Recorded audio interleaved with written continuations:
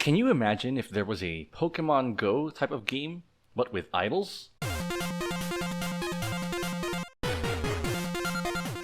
In the past, some Idolmaster games make reference to the fact that the producers communicated with the idols through their cell phones.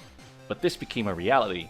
Idolmaster Mobile was a mobile game released in 2010, and in 2012, it was revamped as the Idolmaster Mobile I for iOS. This game was the first attempt to bring Idolmaster to cell phones for real, before the well-known Mobizen that we love to play today.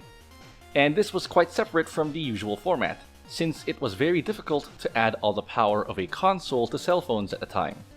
So this game lacked songs and mini-games. However, the game opted for something more interactive, which forced fans to go for a walk. And with how little I like to leave my house, you could say that in a way it looked like a Pokemon Go type of game, but combining elements of visual novels and some of the mechanics of Idolworks.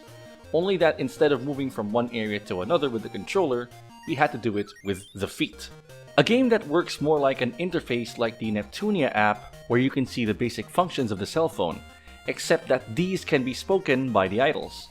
You could even take photos with idols. To play, you first had to select your idols and the place of your production. You can select any of the 13 idols, and you can change it only on days 5, 6, and 7 of each month. Using the GPS function, it will determine what place of your production will be, in which the recommendation would be your home. And if you are moving, you can change the location after 1 week of registration. Kotori will specify the location, time, and remaining time for you to accept that job. Once accepted, the activity will be recorded in your agenda, where you can accept more than one job at a time.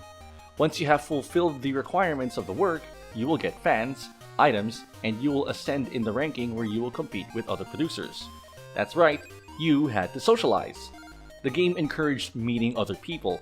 If you want to dominate an area, you have to know that other producers are in that region.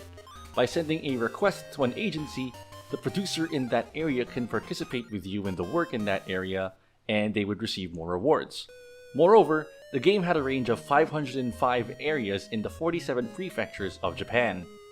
To conquer each area completely, you need to dominate 100% of the fans through many jobs. However, you must do this periodically, since if you only stay in one area, your fans will get bored and the number will be reduced. You should also be careful about the remaining energy of your idol. If she does a job with little stamina, you have failed as a producer. The option of the store is something that occasionally appears and you had to pay attention. Here you could get items with special effects for certain regions and for certain idols. By playing, you could unlock idol lines, images, or participate in collaborations like in Bushiroad's card game Vice Wars TCG. The truth is, all this sounded great and several producer communities were formed. However, in 2016, the service was closed and the dream ended. I think that if this game had greater support, it could have increased its range of functions, considering that the mobile games now are much heavier. I don't think the game can be taken to an international level like Pokemon Go, but it gave a sense of adventure to an idol game, something else that nobody has done before. We may not see something like this in a long time, but you never know, because now we have many more idols to produce.